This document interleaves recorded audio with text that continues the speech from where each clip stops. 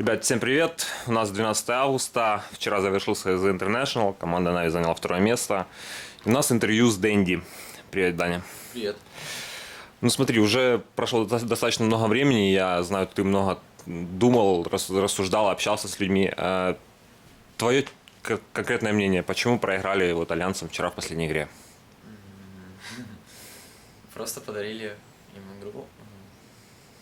Проиграли, потому что делали глупости, которые мы бы никогда в жизни не делали в обычной ситуации. То есть забрали мы второго Рошана, мы уже выиграли игру, грубо говоря. У них не было шансов, скорее всего, никаких, потому что слишком у нас все было круто.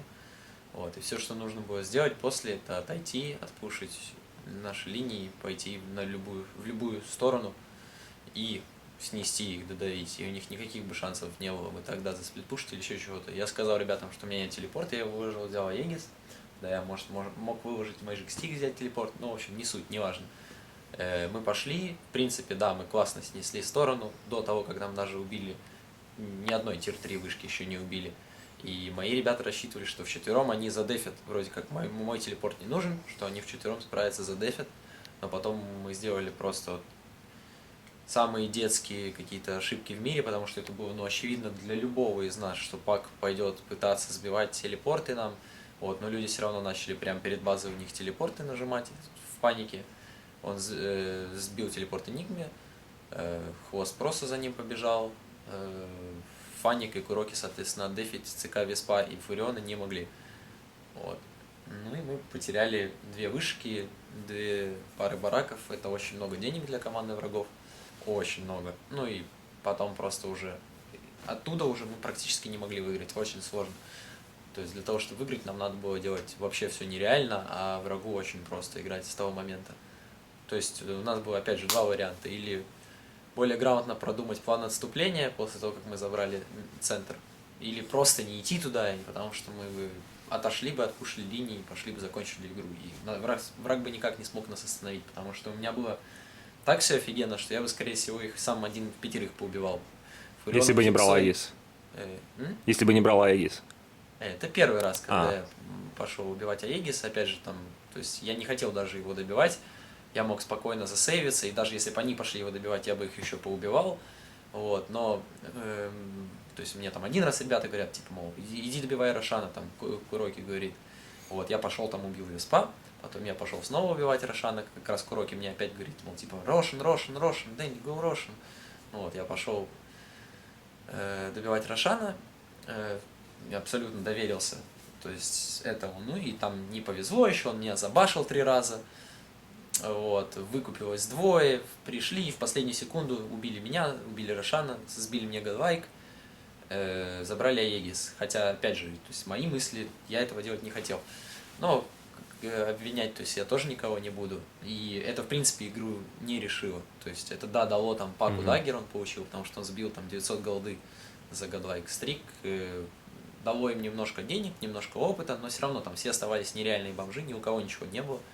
Мейденка на 1-2 удара, Висп на 1-2 удара, Фурион на 2-3 удара со своим Лотаром и Мидасом бесполезным. То есть у него, может, там ультимейт орб какой-то появился, но до Хикса ему было очень далеко. И ЦК, у которого было барабаны БКБ или просто БКБ, ну, бомж бомжом. БКБ было. Мне на них абсолютно всех пофиг, всей команды вместе взятые, потому что у меня БКБ, Дейдаус, появился Монтастайл, вот. То есть вообще плевать абсолютно на них всех, я их мог просто под ноль стирать со своими тиммейтами, с дизейблами нашими и так далее. Так что первый, в принципе, Рошан не особо решил, но второй мы его забрали Мейден, забрали Рошана, мы остаемся 5 в 4, могли просто спокойно отойти, пушить все линии, закончить игру. То есть мы подарили ребятам 800 тысяч.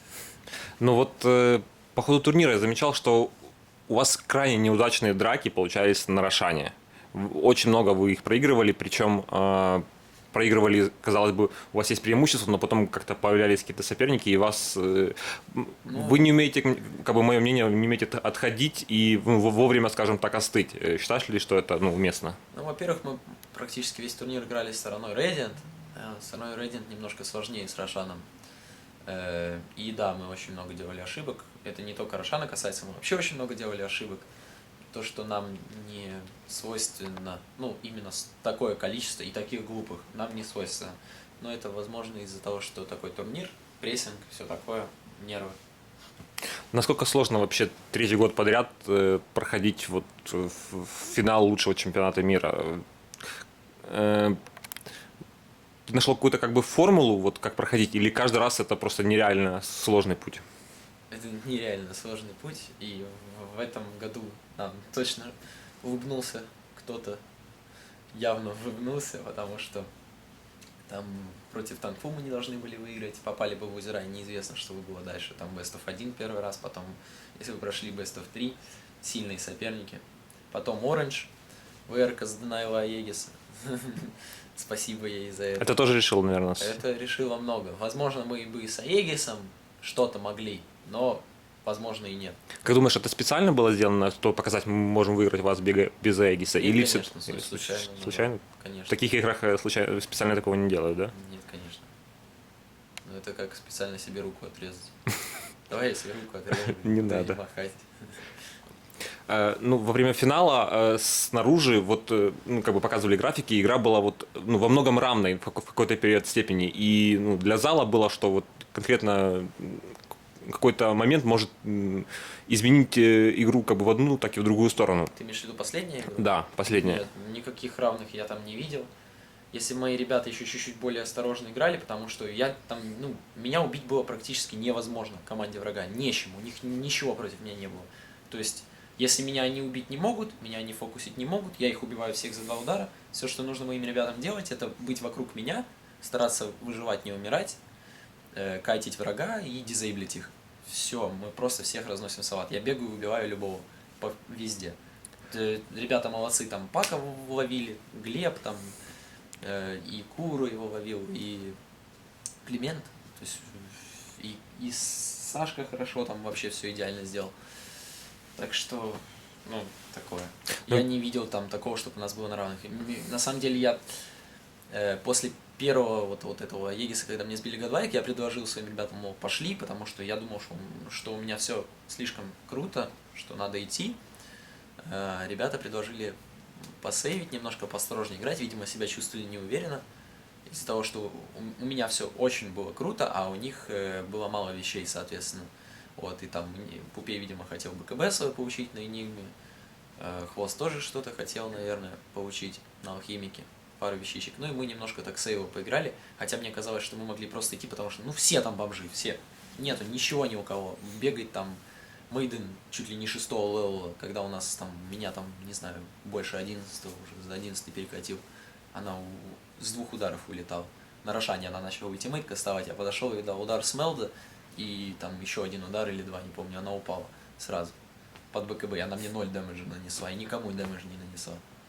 Вот так вот игра проходила. ЦК, который со мной с иллюзиями начинал меня фокусить, он мне снимал там 1/8 здоровья и умирал за 2 секунды.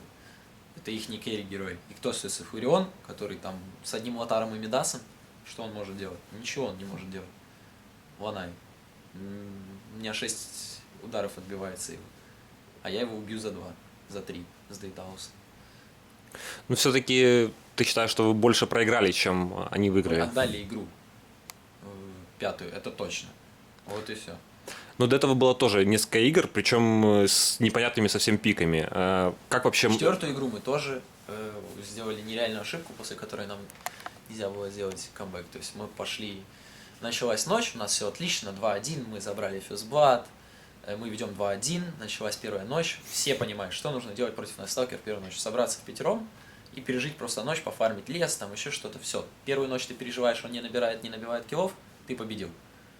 Это практически всегда так против Найсталкера. Особенно с таким началом, как у нас было. У нас все было замечательно. Что делаем мы? Мы собираемся пятером, идем пушить низ. Ладно, тоже не вопрос. Забираем тир-1 вышку, нам не убивают ни одну за это время. Все, можем спокойно отойти, и у нас все будет супер. Что мы делаем? Мы идем на тир-2. Бьем. Прибегает Найсталкер, и здесь мы начинаем драку. Я, например, думал, что у нас убит Райдер 6-го левела, он, оказывается, был 5-й. То есть я был только 6-го. Прибегает 6-й Найтсталкер, я ставлю ультимейт, вроде все хорошо, инициация у нас хорошая получилась, но каким-то чудом выживает Найтсталкер, и размен у нас 3-0, 4-0, и потом я еще 4-0 стал, я на руне там тоже отдался. Ну, в общем, отсюда уже не было для нас практически камбэка, очень сложно было вернуться в игру. Так что мы тоже, грубо говоря, подарили врагу еще одну победу. Но там такое, то есть мы бы еще играли, сопротивлялись, дрались. Если бы не было вот этой отдачи, то мы бы, скорее всего, дальше инициативу в свои руки забрали. Что скажешь вообще по пикам на этом турнире? Фактически там, где Висп, там команда выигрывает. Считаешь ли ты, что это как бы сейчас имба-герой, который вот... Или просто в умелых руках он хорошо играет? Нет, абсолютно не так. Он, да, им играть легче, да, он дает больше возможностей каких-то, но против него можно играть. Просто нужно более играть стабильно против него, то есть более осторожным, более сейво. И если они делают там одну-две ошибки, ты берешь преимущество в свои руки, потом ты его не отпускаешь, просто даже ходишь пятером хоть всю игру, и Висп становится бесполезным. Ну вот ты играл на Виспе, это была специальная такая страта, все-таки этот герой считается Фаника. У нас на Виспе обычно играет Куроки суппортом, но здесь я пошел в центр, потому что мы думали, что будет Бэтрайдер в центре, а Висп стоит неплохо против Бэтрайдера. Я пробовал, тестил. Вот, и на Виспе я играл немного, хотя, честно скажу, играл не очень вчера. Вот, Фьюзблат отдал еще очень глупо. Ну, его там тоже везучий лондруид, нереально. А так все хорошо было, он себя реализовал полностью. То есть мы развалили ребят жестко. Всю их стратегию. Один лондруид, то есть не мог в эйдгейме выиграть лондруид и Патма против Алхимика и Разора. Алхимик и Разор намного сильнее, и Хвост в этой игре сыграл просто очень жестко. У него было 900 ГПМ, по-моему, минуте на 20-й. А это просто нереально в такой игре получить. Ну, получается так, что вы игры с Лондруидом выигрывали, а с Профитом, когда он был у соперников, проигрывали. Да, так получилось, но опять же, тут Не в нет героя смысла дело. цепляться к героям, они здесь ни при чем, здесь причем только наша игра, которая была. Ну хорошо, вопрос такой. Игрок должен быть уверен в своем герое. Ты говорил, что у тебя есть, ты очень неплохо, так скажем, задрочил 3 героев. Это Шторм Спирита, Пуджа и кого еще? И я говорил, что у меня на них больше всего сыграно игр в матчмейкинге, но это никак не относится к тому, что там я на них играю лучше, чем на других. Просто, рука набита на них. Пудж, СФ и Шторм. У меня просто больше всего игр на них сыграно было. Ну вот ты в Твиттере у себя писал, что, не помню какой герой, что ты играл с ним первый раз, ты даже не знал, что собирать. Когда? Вчера, по-моему. Да нет, вроде. Нет? Я помню, на первом интернешнале я первый раз в жизни Enigma играл. Ну, на этом турнире был какой-то герой, кем ты играл первый раз? Без помня, первый раз играл на каком-то таком именно сильном турнире. Я один раз играл на DreamHack, но против слабой команды Bio Qualification. Мы фанились, просто взяли Виспа. А так Виспом. Еще я его пикал против Рукскис на шоу-матче, помню, соло мид, когда у нас был шоу-матч Best of 5 с ними. А так, я им не играл им Глеб. Хорошо. Вопрос такой. Известно, что внутри кабинки на сцене слышен зал. Это как бы факт, который не скрывается. Слышали вы друг друга в тимфайтах или все-таки какой-то шум заглушал вашу внутреннюю коммуникацию?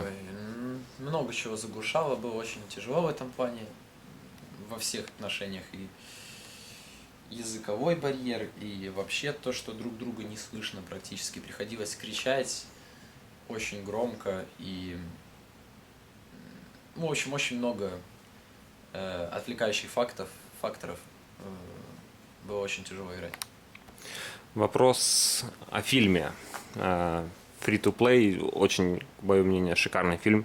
Как тебе, ты как одна из ключевых скажем так, особ этого фильма, показана вот нереальная история. Я уверен, что не тиммейты, вот даже мы в организации, ну, многие не знали об этой, ну, как бы о твоей истории. Как тебе этот фильм вообще? Как происходили съемки? Ну, твои ощущения? Замечательно, все хорошо. Фил приезжал во Львов, там все снимал, да? Это когда он приезжал, получается, летом? Приезжали Valve, да, летом 2 раза. Ну, не помню, если честно, летом, не летом. 1 раз вроде весной, 1 раз летом, по-моему. Не помню. Ладно. А какие у тебя планы вот в ближайшие там несколько недель, месяцев, может? А, Планов нет, буду отдыхать. Где и как, не знаю. Время покажет. Хорошо, Дань, спасибо тебе за интервью. Не расстраивайся, все-таки второе место это, ну, это, Я проиграл 800 тысяч. ну, Давай пятерню.